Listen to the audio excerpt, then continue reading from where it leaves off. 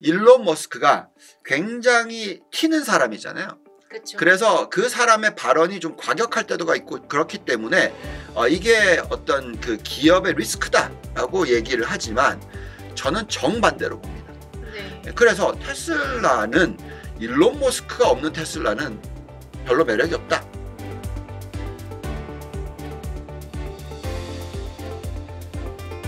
테슬라 얘기를 빠뜨릴 수가 없습니다. 사실 몇 달 전에 한동안 주가가 좀 많이 어려울 때, 그래서 모두가 비관론을 외칠 때 우리 본부장님께서는 참 남자답게 일관되게 미래 성장성을 강조해 주셨거든요. 네. 자, 그때 그려주신 큰 그림이 빛을 발하는 것 같습니다. 트럼프 대통령이 될 것을 머스크도 알고 있었던 것 같고 우리 본부장님께서도 알고 계셨던 것 같아요. 네.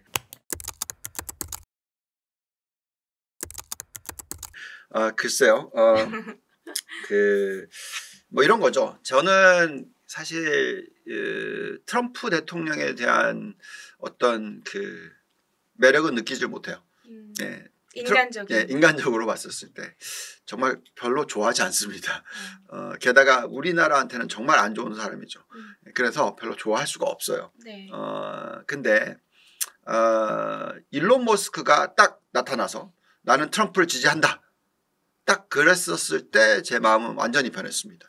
왜냐하면 그만큼 일론 머스크가 제가 판단하는 아까 남자라고 얘기하셨는데 대단한 사람, 남자라기보다는 대단한 사람이다. 정말 나보다 한 살 어린데 존경할 만한 사람이다. 앞으로 이 사람이 인류를 위해서 정말 큰 일을 할 것 같다라고 생각하는 그런 사람입니다. 그렇기 때문에 나이를 막론하고 어떠한 부를 창출하거를 떠나서 어떠한 생각으로서 자신의 하루하루를 살아가느냐 이게 너무 보이거든요. 예, 그런 모습이 정말 매력 있다고 생각하고요. 그거는 이제 인간적인 부분을 떠나서 이제 봐야 되는 부분은 도대체 테슬라가 무엇을 하고 있느냐. 예, 이 부분을 보시면 보세요. 테슬라 자율주행, 테슬라 휴머노이드, 스페이스X, 스타링크 이거 다 보시면은 인류의 엄청난 발전을 가지고 오는 것들이에요. 미래네요, 미래. 네. 그래서 이걸 보고 있으면 야 정말 어떻게 이렇게 생각할 수 있을까? 정말 대단하다라고 생각할 수밖에 없거든요. 네. 그리고 이제 트럼프까지도 지지를 하면서 앞으로 자율주행이라는 것, FSD라는 것을 엄청나게 발전을 빠르게 시킬 수 있을 그런 환경이 될 수가 있다라는 거죠.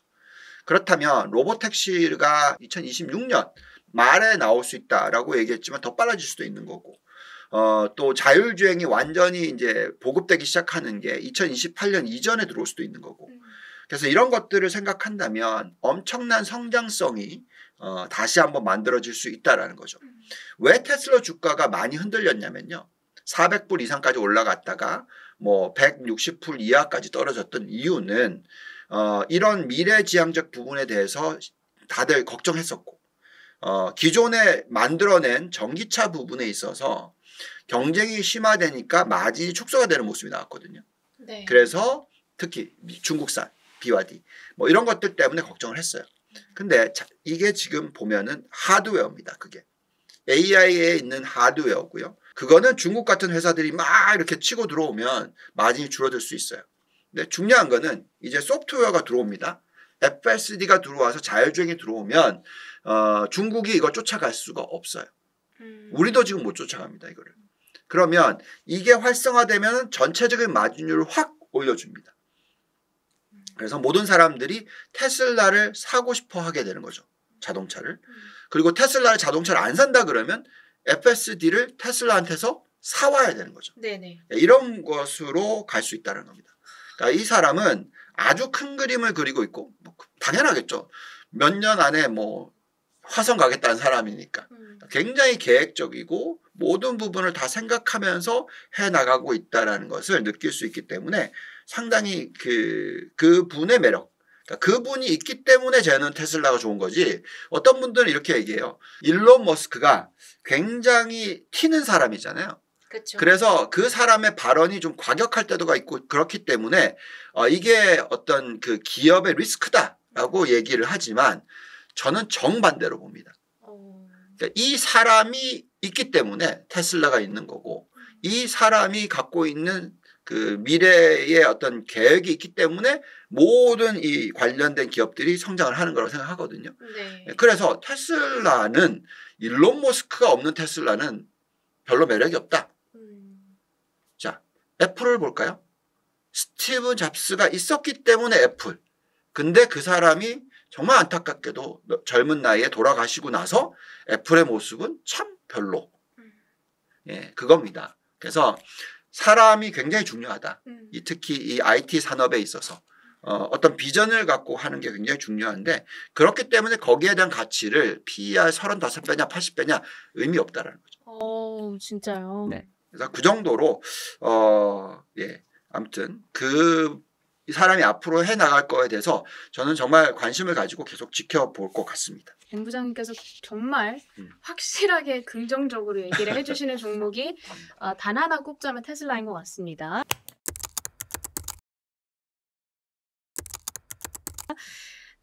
그리고 머스크가 이제 대놓고 좀 애정을 드러내고 있는 게 또 우주항공 분야잖아요. 이 우주항공 관련 투자에 대해서는 어떻게 보세요? 자, 이제 어떤 산업이든 간에 그게 이제 우주항공이 됐던 요즘에 최근에 또 AI 전력 필요가 강하다라고 해서 얘기하는 게 원자력. 그쵸. 예, 이런 것들 얘기 많이 하죠. 또 어떤 산업이든 간에 우리가 흔히 말하는 신성장 산업이란 게 나와요. 그게 옛날에 뭐 신재생 에너지가 됐던 지금 나오고 있는 이 AI 관련된 것들이든 뭐든 간에 또 옛날에 또 전기차 뭐든 간에 이게 새로운 기술이잖아요. 네네. 보통 이제 새로운 기술이 나오게 되면 거기에 대한 인프라를 깔아야 되기 때문에 엄청난 비용이 들어가요. 그렇기 때문에 적자로서 시작을 합니다. 당연히. 그리고 돈을 빌려와서 또는 뭐 주식을 발행을 해서 그러니까 증자를 하든 이런 식으로 하면서 자금을 조달해서 성장을 시작해요.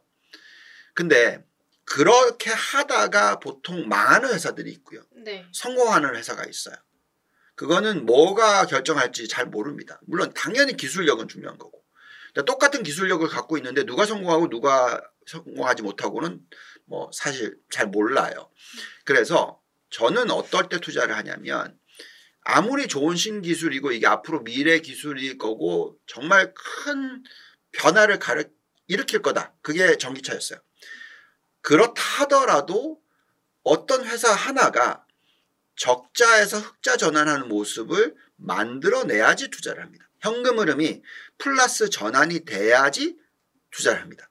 왜 그러냐면 그 회사는 자체적으로 성장이 가능해지기 때문에. 네. 그래서 다른 회사들보다 훨씬 더 많이 치고 나갈 수 있기 때문에. 그리고 나중에 이 산업에서 시장 점유율 절반을 가져갈 수도 있기 때문에. 그게 중요한 포인트입니다. 그래서 질문을 하셨던 부분에 있어서 지금 우주항공. 글쎄요.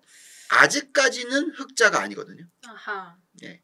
아직까지는 돈을 쓰고 있어요. 네네. 그것이 연결되어 있는 기업 중에서 뭐 로켓 랩이라는 회사도 있고요.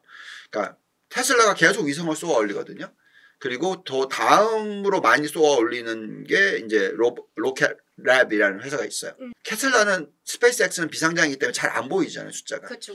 그래서 로켓 랩이 어떻게 되는지 보시면서 그거의 숫자가 흑자 전환이 되는 시기, 될 것 같은 시기 좀 전에. 왜냐하면 스페이스X 시장 점유율 당연히 1등이기 때문에. 그러니까 그쪽에 그때 들여다보시는 게 맞지 않나. 어허. 예. 그러니까 우주항공에 대한 투자는 너무 빠른 것도 좋지 않다. 근데 제가 볼 때는 당연히 테슬라의 기술력을 누가 쫓아가겠습니까? 네. 예, 뭐 쏘아 올렸다가 다시 안착시키는 것도 하고 이제는 뭐 거리에다 거는 것까지 하는데 대단하더라고요. 대단하죠. 네. 그래서 그런 걸 봤었을 때 당연히 관심 가지셔야 되고 근데 타이밍은 조금 천천히 하자. 수익성이 만들어졌을 때 투자를 해도 늦지 않다. 네. 이렇게 판단하고 있습니다. 좋습니다. 흑자 전환이 포인트고 그거를 엿볼 수 있는 종목으로는 로켓 랩을 잘 들여다보시면 될 것 같고요. 자, 원전 말씀 살짝 주셨는데 네. 관해서도 질문 드릴게요. 네. 사실 저희 지난번에 인터뷰할 때 AI 산업 성장에 부수적인 수혜를 누리는 네. 이런 부수 테마보다는 그 메인 테마 AI 자체를 보는 게 중요하다. 그런 말씀을 주셨는데 지금 어쨌든 트럼프 대통령이 당선이 됐고 그리고 원자력에 대해서 긍정적인 기조를 갖고 있단 말이에요. 네. 혹시 의견의 변화가 좀 있을까요? 아니요, 똑같습니다. 뭐 트럼프가 당선이 됐다 그래서 원자력에 대한 어떤 그 우호적이다 하더라도 어느 정도의 지원책이 나오느냐 똑같아요. 그래서 만약에 트럼프가 엄청난 세제 혜택을 갖고 왔어요. 그 세제 혜택 때문에 흑자가 전환이 된다. 원자력 회사가. 그럼 투자해야죠. 근데 흑자 전환이 안 되는 정도 수준이다. 자체적으로 생존할 수 있을 가능성에 대해서 아직까지도 의심이 있다라는 거죠. 지원을 받는데도 생존을 할 수 있느냐 없느냐 이런 게 있단 말이죠. 네네. 똑같습니다. 신재생에너지가 민주당 정권에 의해서 엄청나게 지원책을 받아요.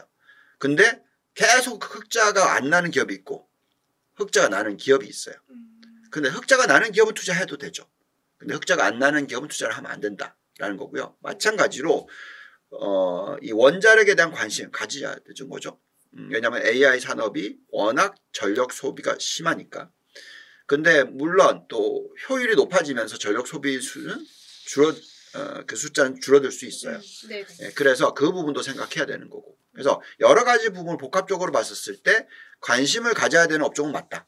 대신에 관심을 가질 때 업종 전체로 투자하기보다는 종목 선별을 잘해야 된다.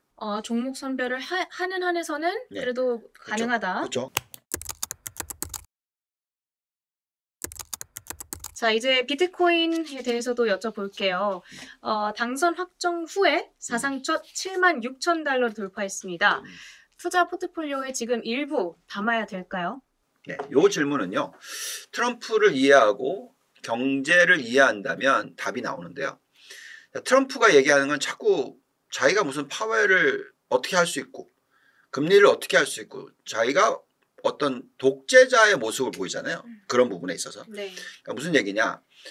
대통령이기도 하면서 통화정책까지도 자기가 뭐 휘두를 수 있는 것처럼 얘기를 합니다. 근데 그거를 하려면 중앙은행이 있으면 안 되겠죠. 예, 그래서 비트코인 얘기를 하는 거죠. 비트코인은 사실 중앙은행하고는 연관성이 좀 덜하죠. 그죠? 그래서 비트코인에 대한 관심이 사람들이 있을 수가 있습니다. 그렇지만 저는 거기에 대해서 동의할 수가 없는 게 시스템이 없는 사회는 무너지죠. 예, 중앙은행이 없는 어떤 통화정책이라는 것은 저는 말이 안 된다고 생각합니다. 그래서 비트코인도 당연히 쓰임이 있고 또 다체 자산으로서 어느 정도의 자리를 매김할 수는 있으나 기축통화를 바꿀 수는 없다는 거죠. 네. 예, 대체할 수는 없다는 거죠.